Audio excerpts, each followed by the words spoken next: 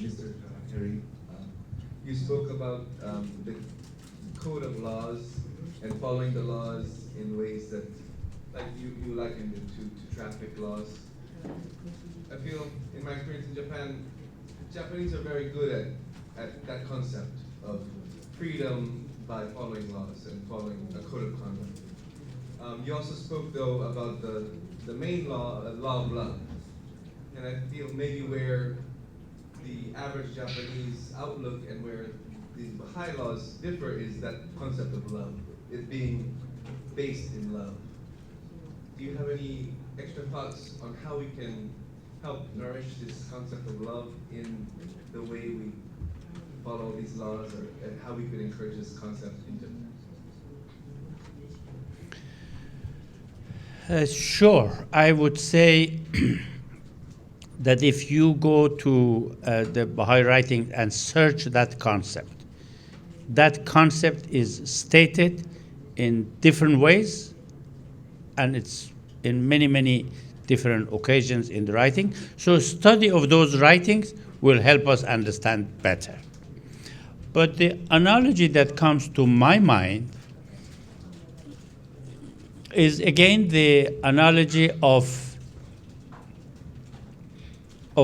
parents and the children. You see,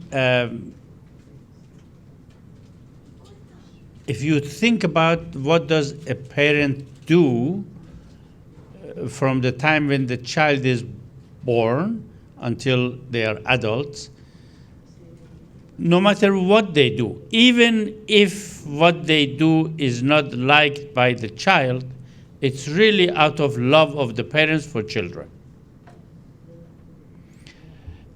Sometimes even when they see a physical defect and they have to take you to a surgery and do some sort of thing that are painful, it is to safeguard your interest. That concept, because at the moment it does not exist in the society. The institutions of society, to some extent, they are safeguarding our interest, but to a greater extent, they are safeguarding their own interest. But they are also human beings, and they don't see further into the future. Here is Baha'u'llah, who has seen where the world is. God knows where the world is going to be and what are our struggles. He says the religion of God is to safeguard the interest of people. That concept is love. Why would he suffer all his life in order to help humanity to move in this direction? Out of his love for the faith, out of his love for humanity. So I think in a materialistically dominated world, probably it's harder to see. It's harder to see everything come out of love.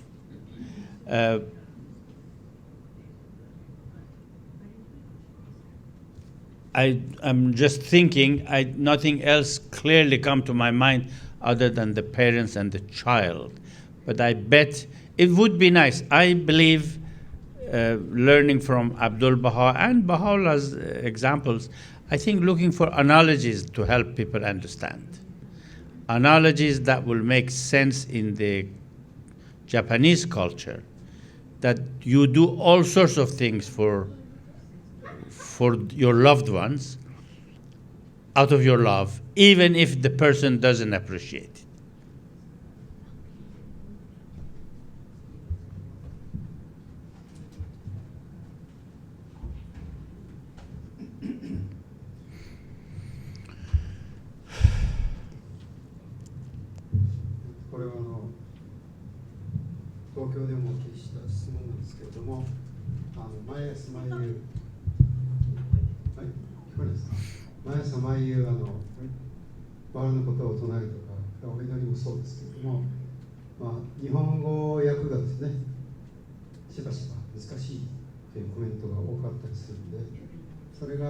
その翻訳の問題というのももちろんあると思いますし、あるいはそのやっぱり聖典を読み方の問題というのもあるのかなと思うんですけども、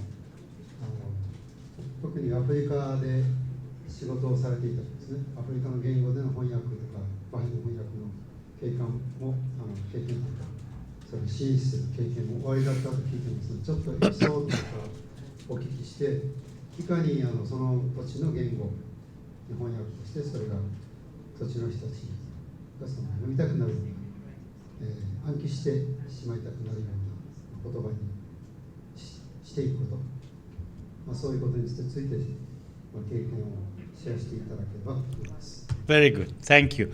That's a beautiful question. Because maybe sometimes at the back of our mind, people will say, if Baha'u'llah wanted me to enjoy this, why didn't he reveal directly in Japanese? Yes. But then the Chinese would say, why not in Chinese? And the Arabs will say, why not in Arabics? And Germans will say, why not in Germany? So you can see that God had to choose one language to reveal, and then the rest is to translate. This process, friends, also to demonstrate that it is a process. You know the difference between a process and something that happens like this? A process means it will take time to make it perfect. That's the meaning of a process. So Shoghi Effendi dedicated part of his life to teach us how to perfect the concept of translation. Again, you can say, why didn't Shoghi Effendi try from Persian into Japanese? But then same questions other people will ask. So he simply had the training in English, and he translated it from Persian and Arabic into English. And then he said his own translations. Shoghi Effendi says, in future, there will be other and better translations. What does that mean?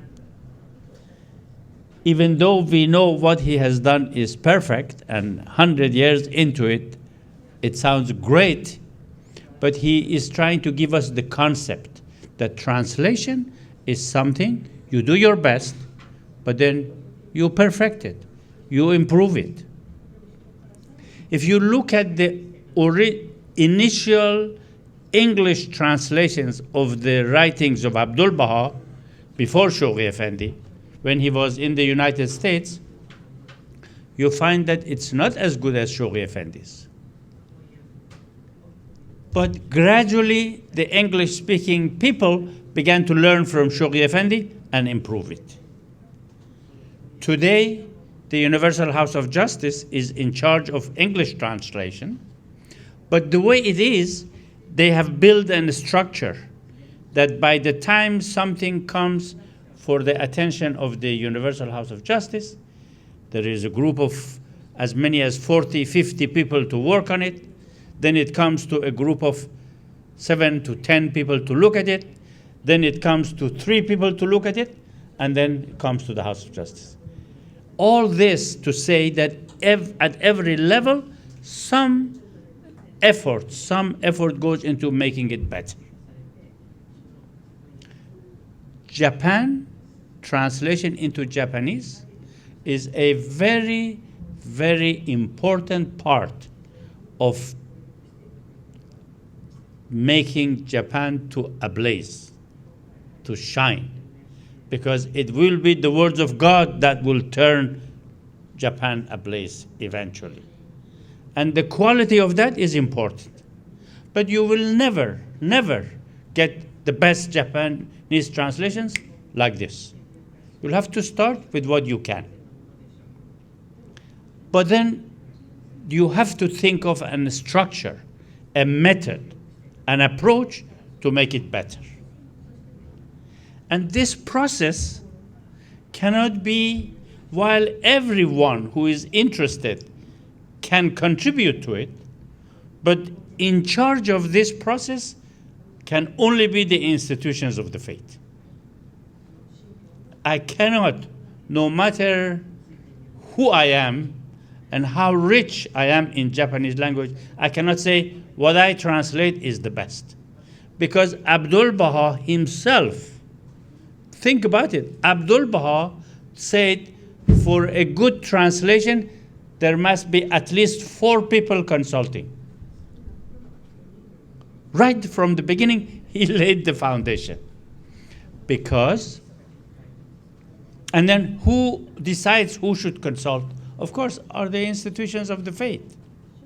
So, among many other things, Japan needs to think of, I am sure you already have it, but improving on the structure of translation under the guidance of the institutions of the faith. That structure exists now for French, for Spanish, for Russian, for Chinese, for Persian. You see, the Persians are now also having to learn to translate because the guidance of Shoghi Effendi and the House of Justice, many of them are directly in English. So how about those? So there is now a reverse of it, true. And as I mentioned, there is a structure for the Persian translations. So you need to, and then the House of Justice says, in every structure that you create, in every activity that you undertake, embedded in it has to be a process of learning. So in other words, if I have the structure for translation, it has to also answer this question, how are we improving? How are we learning if this is better than the other one? This one is an improved version. All this cannot be by individual taste.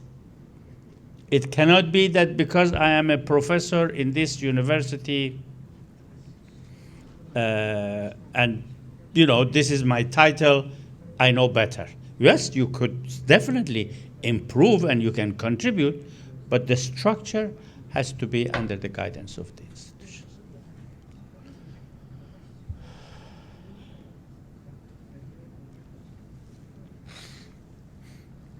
There was a question that a very delightful friend asked me, and I want to share that with you.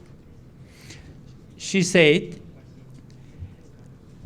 I do my obligatory prayer every day, and I read the writings of Baha'u'llah every day, but only in the evening, because in the morning I don't have time. And she wanted my opinion. And I think that is the most loving and genuine question. So my humble answer was that, you see, it's one thing to say, because of my way of life, I cannot do what Baha'u'llah says. That's one way. Or you can say, since I have to do what Baha'u'llah says, how can I change my way of life? So considerations should go into, yes, getting up early, cooking, driving, going to work, taking care of your children. All these are necessities of life. Nobody denies that. But so is the reading of Baha'u'llah's writing for a few minutes. That is also a necessity.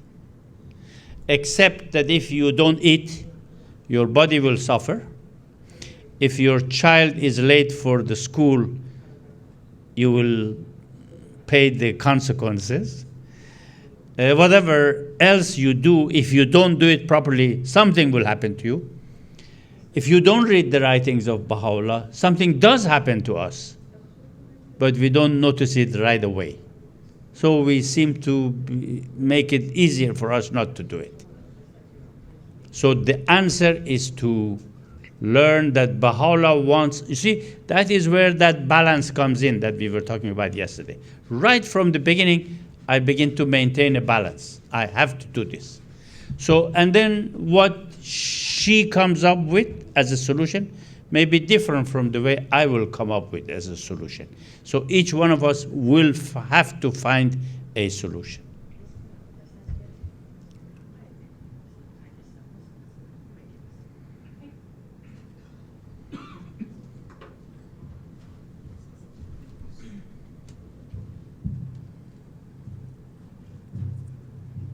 Can I ask the question in English? Speaking of laws and things like that, I have just wondering if you have any suggestions or examples of ways to talk about laws and stuff with children, whether it's our own children or with the children in our community. What do you feel are certain kind of attitudes or ways in which we address these things with our children to kind of foster that love of wanting to follow and observe those laws? Yeah, just something like that. In brief, I personally think that as a young parents, or as anyone who is involved in children's education, I think the Resvan 2000 message of the House of Justice has the essence. There are, as you know, compilations on children's education. And we can go on and talk about how important that is and what do we mean by children's education. But I think the message, Resvan Message 2000, has the main ingredients. One of the thing is that there is a false assumption that children don't understand. Well, Baha'u'llah tells us that they do. They may not be able to express it the way you and I would appreciate, but they understand. You know, if you speak to someone in a language other than your language, let's say a Japanese wants to explain a profound concept in English.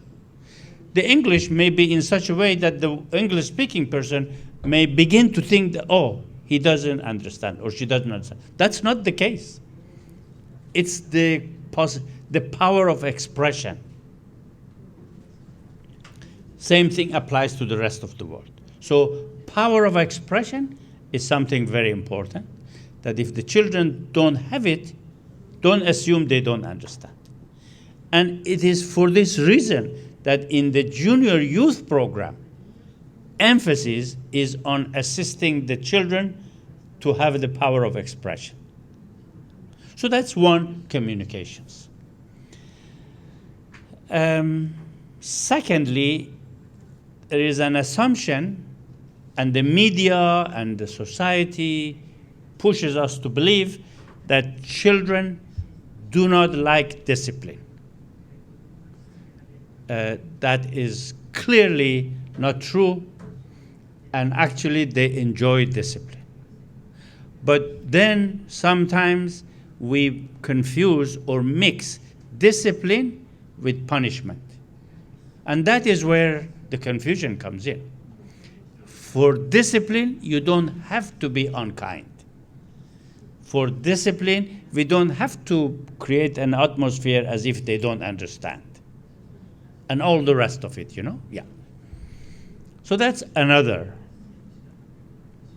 What we discussed yesterday, this idea that we think education and raising up of children is when we talk to them. When we talk to them is, of course, very important. But more effective is what they see from us. And that is the harder on parents. Because we basically have to behave the way we want our children to behave, but we don't. Well, of course, they're not going to do it either. I remember in the Reswan message, the House of Justice says, children learn from what the adults do and from what they don't do. So they observe us. Anyway, you are familiar with the message and this idea that actually the nature of children is very bright, and many of these spiritual principles is already, they don't think otherwise. A child will not have racial discrimination. They don't know anything about this. A child doesn't have prejudice. They acquire this gradually from us. So therefore, teaching them oneness, teaching them lack of prejudice, is talking to the converted. And so all this, when Baha'u'llah says, look at them as a mine full of invaluable gems. And education in all its forms is needed to extract it, then we realize how important is the education of children. On the way I was asking, I don't know if this my observation is correct. I see more children in this part of Japan than elsewhere. And I don't know if that's chance or is it a social thing. If it is, it's a wonderful, wonderful addition that you have here. But it also tells me that that's one area that the more you focus on and learn, but move. You know, yesterday I was talking to, I think that, friends, if we don't have Baha'i youth in the Baha'i communities, there are so many youth in the society who will respond to the Baha'i concept of youth educating the younger generation. Here is the training. Here is the requirements. There is no need for perfection. We will all learn together. Get few people from the wider society to really dedicate. I'm not saying dedicate to do it. Dedicate to learn how to do it. That way there is no pressure on anybody. But I think that the concept of true children's education, we can, you see, concern for children is one of the common thing in every culture. You are concerned with your children here in Japan. So are the Canadian parents. So are the Persian parents and the Arabs and everyone. So that can unite us in what we are doing and thinking.